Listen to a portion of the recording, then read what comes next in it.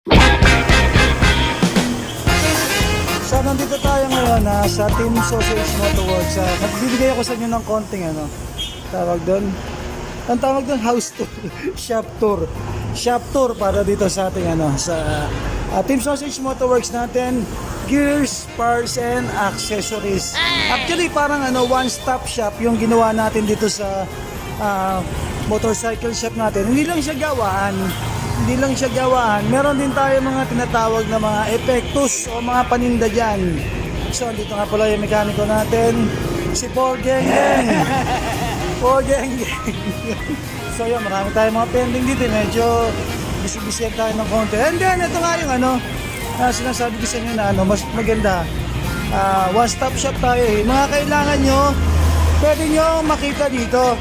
Kahit 10 oras ng gabi, bukas naman tayo. Lalo ngayon pagka daytime. Pero syempre, priority natin, mapagsilbihan kayo anytime kung ano makakayanan natin. One-stop shop tayo, meron tayong mga langis dito. Pwede kayong pumili, iba-ibang klaseng langis, gear oil, for scooters, big bike, nandito yan. Then, meron din tayong mga sealant, mga helmet, freshener, coolant, whatever. And then, motorcycle care, meron din tayo dyan. And then, mga accessories, meron tayo dyan. For scooter, meron din tayong mga epektos dito for scooter. Yan, meron tayong mga belt, mga genuine belt, meron tayo yan. And then, mga big bike parts, meron din tayo dito. Yan, mga oil filter, kailangan natin sa mga big bike parts yan. And then, mga air filter, meron din tayo. Yan.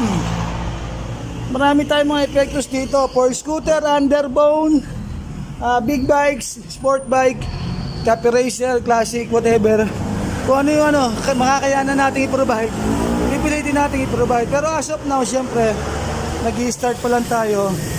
Kung ano lang yung mga makayanan natin. Yan, medyo madami-dami na yan. Marami tayong mga parts yan. Mga regular maintenance, meron tayo dito. Bearing, brake pads, spark plug, lahat yan, ng mga piyesa, cables, meron tayo dyan. Almost kinukompleto na natin to paunti-unti para maging talaga, one-stop shop. Then meron din tayong mga gears dito, mga riding gears yan, Then belt bag, meron tayo yan, mga belt bag, cutter cut. Then GB, maganda to mga belt bag na to, GB. Yeah, meron din tayong kapote, kasi may naghahanap sa atin minsan pagka umuulan, naghahanap sila ng kapote. So meron din tayo yan. Then hand gloves, meron tayo yan, hindi naman hand gloves natin. Then meron din tayong mga salamin. Ito yung mga uso ngayon ganito yung mga ginagamit din ng motodeck Ayan ganyan yung mga gamit ni motodeck Ang ganda yan. Yan, meron din tayo yan. Siyempre, para sa mga rider natin na kailangan ng eye protection meron tayo yan.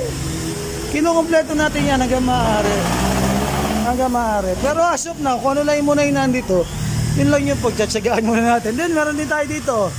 Meron niyang kapo, di ba? Meron din mga mask, anik-anik. Marami dyan. Marami. Actually, konti pa lang. So, yun yung unti-unti natin pinoprovide.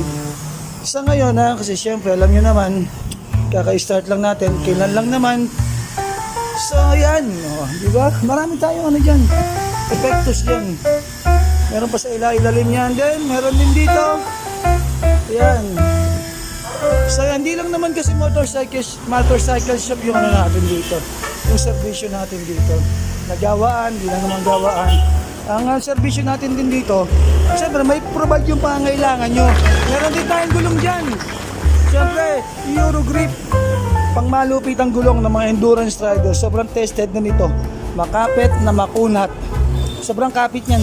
Sulit yung pera nyo dito. So paano, thank you very much for watching. Salamat sa panonood nyo. Pasyal lang kayo dito sa Team Sausage Motorworks. Open kami no day off, Monday to Sunday till 12 midnight. Boss tayo dito. Number 23 along Ortigas Extension Road, Taytay, Rizal. Malapit lang kami sa McDo. Yun yung landmark.